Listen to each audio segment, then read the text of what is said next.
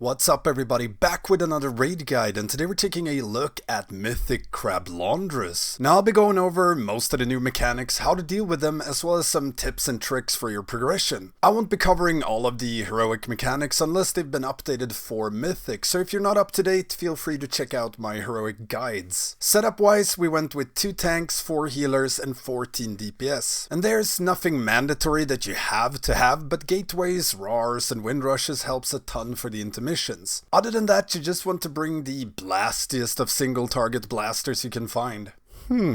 So what is new for our crabtastic friend? Well, there's bombs and more bombs. However, there's also a thing with the tank beams and the shielded motes. On Mythic, each fisher will spawn 1 shielded mote, and you only have enough beams to cover that exact amount. So if you miss 1 beam, it is a wipe if you do get the reclaims. But the big new mechanic here is the volatile charges. At the start of the fight, you'll get 3 volatile charges, or bombs as most people say, and these bombs will detonate after 30 seconds, instantly killing the raid. Now if a player picks up a bomb, the timer resets and the player will get an extraction button enabling them to drop said bomb. And once you've dropped the bomb, the timer resets, etc, and these bombs last for the entire duration of the fight, or until you mess one up and everyone gets a bit crabby. And the players carrying an orb will take a bit of ticking damage, but upon dropping it, they'll take a bit of damage and get a debuff that increases their damage taken from the bomb by 1000%, and that lasts for 40 seconds, meaning you'll have to play hot potato with the little buggers for the rest of the fight. And to top this off, at the start of phase 2, you'll get 3 more bombs to throw around.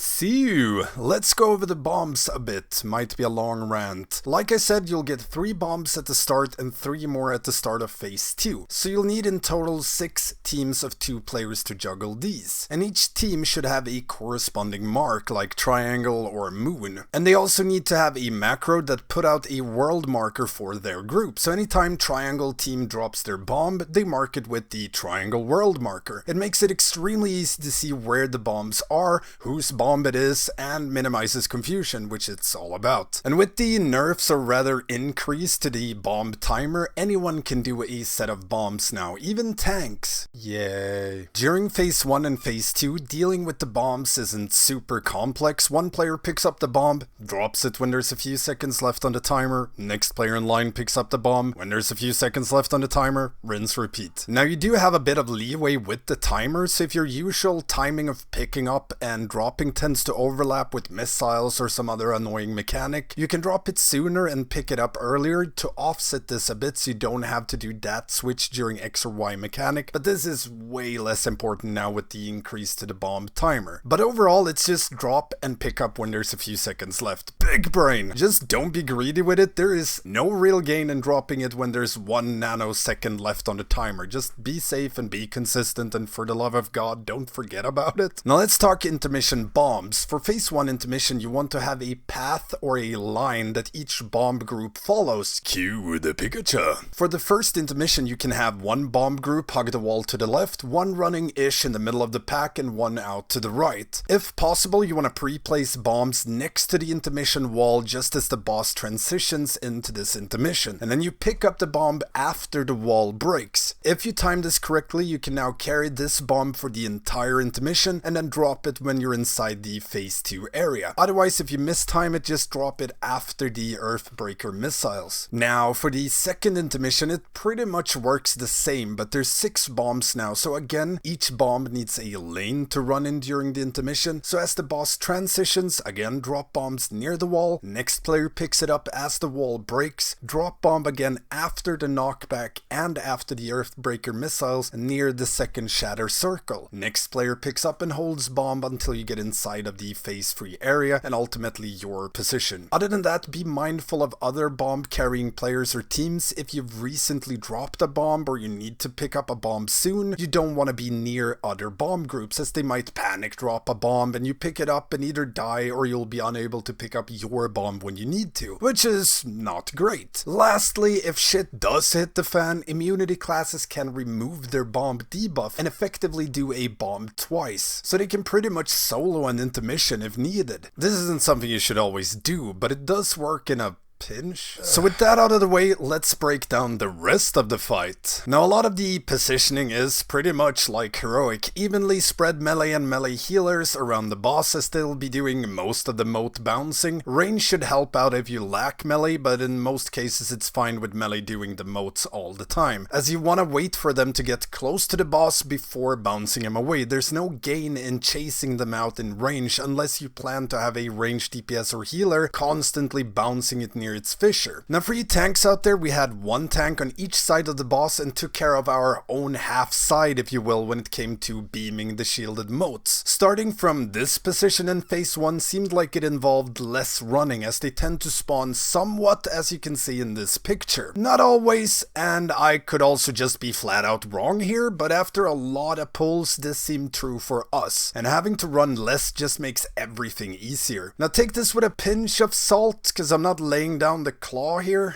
Lastly, try to be in front of the next moat you're going to beam ahead of time or very close to it. The raid tends to not love it when a tank YOLO runs across half the map while the boss is casting its beam, so be smart and plan ahead. Now if you happen to miss like the last shielded moat, that's fine as long as you skip the reclaim. If you do get the reclaim, you will wipe due to that moat. And when you get Earthbreaker Missile, make sure you always leave a little space between melee and boss so melee can dip in and be safe while still DPSing the boss. It is very much still a DPS race, so if there's a cluster fiesta going on, tanks and melee healers should move out and leave space for melee DPS. Keep in mind you can go underneath the boss for a second or two with minimal risk, so keep that in mind as the missiles go out. Just be very clear with your movement and make sure to play nice and make space. Don't be shellfish.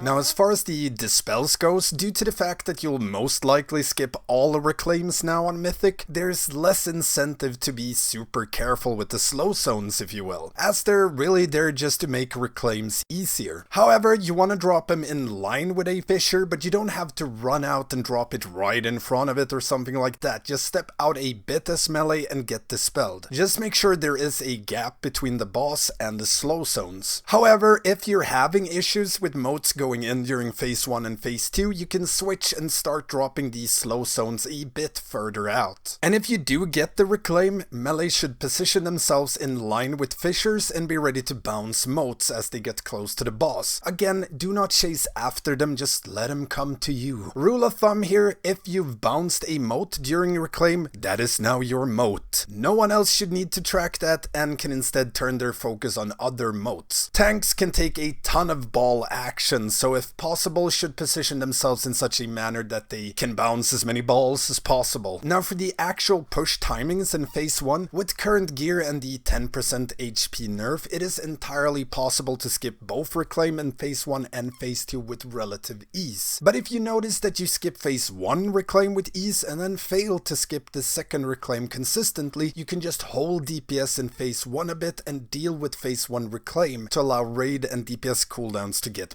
back. Just make sure you push before the next missiles go out following that reclaim. Now as you transition into your first intermission, bomb groups should instantly start moving towards the wall. When the wall breaks, pop a Windrush or Roar to help bomb groups in the raid to get in position for the first knock. We used a gateway for the very first knockback here, that way we could stack things like darkness or barrier at the gateway location and players pressed it just as the cast goes off or like half a second before. If you do it too fast, you'll land and then get knocked. However, this just means you get knocked into the walls, you'll be safe anyways. Now the gateway part isn't something you have to do, we just thought it made things a bit easier for us, but plenty of guilds just take the knockback to the face. Now as far as the missiles goes during the intermission, our rule was to never drop missiles under the boss or right in front, so there's always a safe clear path to run underneath the boss. And if you're in front running with missiles, do not stop. If you stop, you create a good old traffic jam. So just keep running.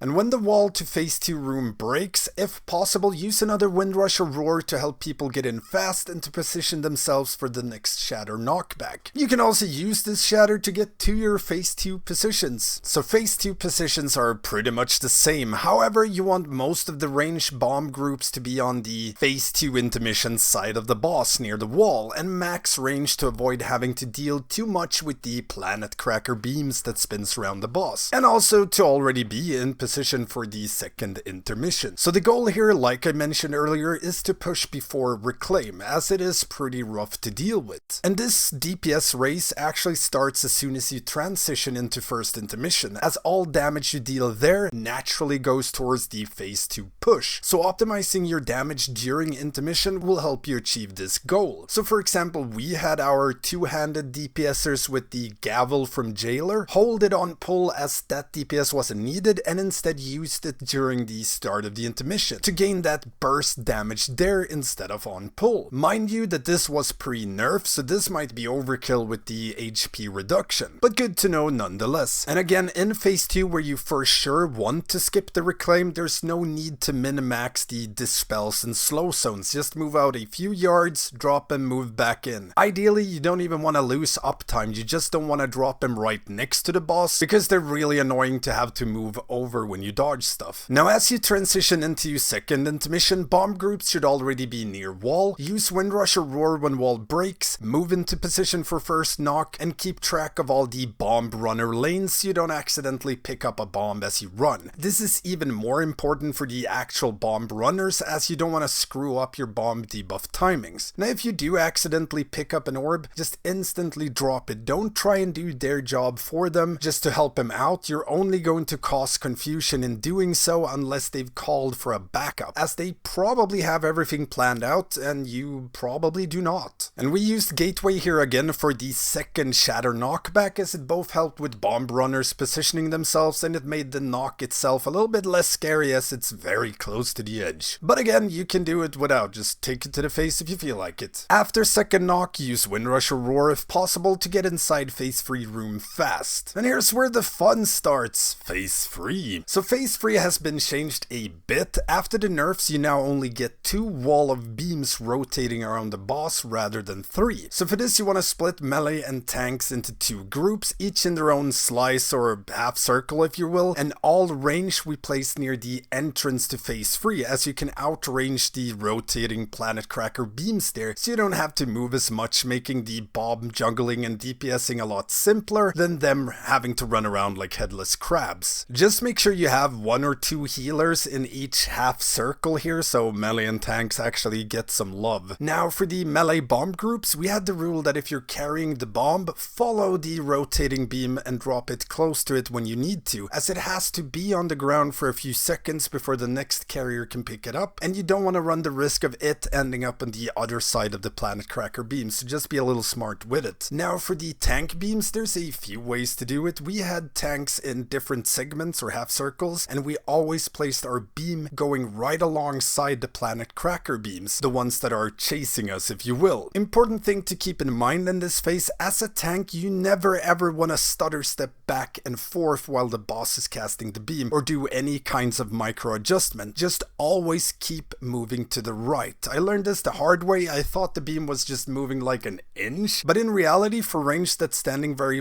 far back, my respectable 1 inch adjustment is like 10 yards for them, making it near impossible to dodge. So just don't do that. And range, always move to the left whenever there is a tank beam in your direction. Tank moves right, you move left, everyone happy. Lastly, let's talk about the motes in phase 3. This will again mainly be done by melee and tanks, as range is out having a cozy old time. And boy, there's a lot of balls out there. Tanks, make sure to play with as many balls as possible whenever you're not doing beams. This time it's all good running out a bit as a tank to bounce them to give you more leeway as they pass through the planet cracker beams. And if you always place your beams near the rotating beams that's chasing you, you'll always be in a good position to bounce balls that otherwise might go into the boss as they pass through the rotating beams. We use Bloodlust and Second Pot in phase 3 and yeah, just smash that crab, and that's pretty much it. Best tip I can give you for this fight is really just be consistent with everything you do. Just try to always drop missiles in the same location, always move the same way during intermissions, always drop and pick up bombs in somewhat the same location. Just be consistent and eventually that crab will go down and you can all go celebrate. Lastly, if you want some written info with tons of helpful tips for this fight, raid plans, etc., check out the Halondrus document that's linked in the description below, made by Emerkai from Fable on Ragnaros. Extremely helpful for when you do your raid prep, short, to the point, perfect to share with your raid members that might have the attention span of an unboiled crab. Now if you have any questions at all about this encounter, hit me up in the comments or become a patron or Twitch sub and get access to the Stankie Discord, and further my goal of a lagless computer. You can also find raid weakauras, healing notes, and a ton of awesome people to help you out with all your progression needs. Don't forget the usual stuff, like, comment, subscribe, and ring that notification bell, it really helps me out. I'm also streaming all of our progression on Twitch, so make sure to check that out. It's on Thursdays and Sundays now, and I raid with a Swedish guild, so comms will be a bit swinglish. Thank you all for watching, and I will see you next time. Ugh,